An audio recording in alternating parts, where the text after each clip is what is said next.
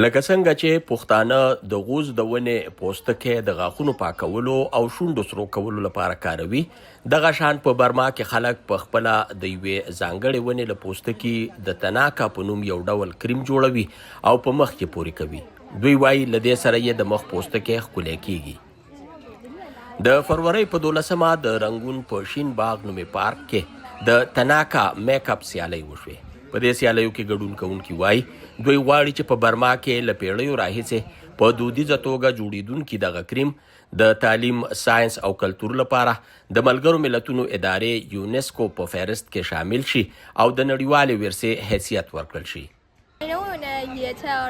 په دې سیالیو کې زما د برخې اخیستو مقصد دا دی چې نړۍ ته وښایو چې موږ په یونسکو کې د تناکا د شاملولو لپاره څومره هڅې کوو. ویل کېږي چې تناکا کریم د مخ پوستکی د لمر له سوځېدو خوندي کوي او په مخ د دانو راختلو مخنیوی هم کوي.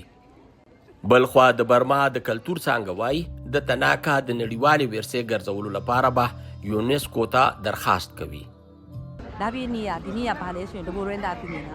د فروری 12 په برما کې د تناکا ورځ مانځل کیږي. موږ دا دستوره د دې لپاره را جوړه کړې ده چې پکې نړۍ ته وښایو چې د دې هیواد بیلابیل خلک تناکا څنګه پوره کوي او دا راز تناکا د یونسکو په فهرست کې شامل شي.